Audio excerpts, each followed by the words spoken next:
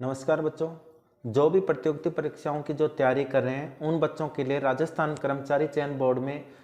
पहले 5/10/2023 में क्या कि एक प्रेस नोट जारी किया गया था, जिसमें कहा गया था कि आपके पास क्या है, अभी 4 ऑप्शन नहीं होंगे। उस किसी भी एग्जाम में अब 5 ऑप्शन होंगे। यानी पहले क्या था, ए बी सी और डी 4 ही ऑप्शन होते थे। अब ए बी सी और डी के बाद में ई भी ऑप्शन होगा, जो आपको एक ऑप्शन 100% करना होगा। और उसको बैठक में ये आपके पास जो विज्ञप्ति दी है, इसमें आप कंप्लीट ध्यान करें। आगे जो भी एग्जाम्स आएंगे 2024 में, जो भी एग्जाम्स हो रही हैं, जो पहले से जिनके फार्म भरे हुए हैं, ओएमआर सीट में हमेशा 5वां विकल्प अब आएगा। ठीक है, तो यह राजस्थान कर्मचारी चयन बोर्ड की तरफ से नया नियम है जो आपको मैं उपलब्ध करा रहा हूं। और आपको ऐसी सूचनाएं और भर्ती के लिए जो भी सूचनाएं हैं, जैसे वैकेंसी के लिए, तो वो आपको सबसे पहले इस चैनल पे आज के बाद में रोज आपको नोटिफिकेशन मिलता रहेगा, जिसके लिए चैनल को आप like, subscribe and notification on करके रखें।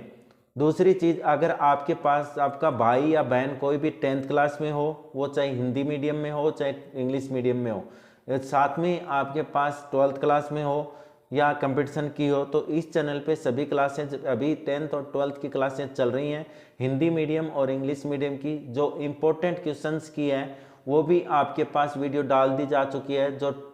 2 घंटे 45 मिनट की, जिसमें पूरा एनसीईआरटी लाइन टू लाइन समझाया गया है। ठीक है, तो चलो बिना टाइम वेस्ट किए हुए मैं बताता हूं कि राजस्थान कर्मचारी चयन बोर्ड की तरफ से क्या नया नोटिफिकेशन आया है, संशोधित विज्ञप्ति क्या आई है। देखो, बोर्ड द्वारा भविष्य में आयोजित की जाने वाली सभी नहीं वस्तुनिष्ठ परीक्षाओं में किसी प्रश्न का उत्तर नहीं दिए जाने के संबंध में अभ्यर्थी से पुष्टि करवाने हेतु OMR उत्तर पत्रक, यानी OMR उत्तर पुस्तिका जो होती है, आपके पास OMR सीट जो होती है, उसमें 5वां विकल्प दिए जाने हेतु 5/10/2023 को प्रेस नोट जारी किया जा चुका है। यानी ये 5/10/2023 को ये प्रेस नोट क्या है, जारी किया जा चुका था जब भी हमने ये डाला था। बोर्ड द्वारा विभिन्न पदों की भर्ती के लिए वर्ष 2023 में जारी निम्नलिखित विज्ञापनों के क्रम में आदि दिनांक तक परीक्षाओं का आयोजन नहीं किया गया है। मतलब अभी तक जो इस दिनांक तक आपके पास कौन सी 19/12/2023 तक जिन भी एग्जाम्स का आपके पास आयोजन नहीं किया गया है और आगे जिन एग्जाम्स का आयोजन किया जाएगा, उनमें आपके पास OMR सीट में 5वां ऑप्शन ई जरूर होगा। इसके संदर्भ में क्या क्या दिया है बोर्ड ने, राजस्थान कर्मचारी बोर्ड ने क्या नियम बनाया है, वो आप जरूर देखें पूरा वीडियो बिना किसी 2x 3x से किए, क्योंकि आप जो भी तैयारी कर रहे हो, एक छोटी सी चूक से आपके सिलेक्शन नहीं हो जाता है। ठीक है, तो आपके पास क्या है, पहला है सूचना सहायक भर्तियां जो 2023 है। अभी जो एग्जाम्स आने वाली हैं, कनिष्ठ लेखाकार एवं तहसील राजेश्वर लेखाकार सीधी भर्ती, संविदा महिलाएं स्वास्थ्य कार्यकर्ता सीधी भर्ती है, संविदा नर्स सीधी भर्ती 2023, संगणक सीधी भर्ती 2023, कृषि पर्यवेक्षक सीधी भर्ती 2023, पशु परीक्षक सीधी भर्ती जो अभी निकली थी, उसके लिए आपके पास जो विज्ञप्ति जारी की गई है। अब आगे देखो, अतः बोर्ड द्वारा लिए गए निर्णय के अनुसार निम्नलिखित विशेष निर्देशों को उपयुक्त सभी विज्ञापनों में अंकित भर्ती परीक्षाओं सहित आगामी समस्त भर्ती परीक्षाओं में लागू किया जाता है। मतलब आगे जो भी आपके पास एग्जाम्स आएंगी उनमें आपके पास ये लागू किया जाएगा, और जिसके अंदर क्या रहेगा, आपके पास प्रत्येक प्रश्न के 5 विकल्प A B C D और E अंकित रहेंगे। मतलब अभी क्या है, A B C D की जगह आपके पास 5वां विकल्प क्या आ जाएगा, E भी आएगा। ठीक है, उनमें से अभ्यर्थी को केवल एक विकल्प को नीले बॉल पेन से गहरा गोल, यानी आपने क्या किया, OMR सीट में जो हम गहरा नीला करते हैं, उनमें आपके पास कंपलसरी हो गया है कि मतलब आपको एक क्या करना है, ब्लैक करना ही करना है। पहले हम ऑप्शन छोड़ देते थे, अब हम इस नियम के अनुसार राजस्थान कर्मचारी चयन बोर्ड के से जो विज्ञप्ति आई है, इसके अकॉर्डिंग आप किसी भी को भी एक आपको क्या करना पड़ेगा, ये ABCD में या तो ऑप्शन होगा या फिर आपको ई को क्या करना पड़ेगा, ब्लैक करना पड़ेगा। इंग्लिश मीडियम में अगर बात है तो each equation has 5 option marks ABCDE, you have to darken only 1 circle bubbles indicating the correct answer on the answer sheet using blue ball pen लेना है। ठीक है, सेकंड नियम क्या दिया है, प्रत्येक पर्सन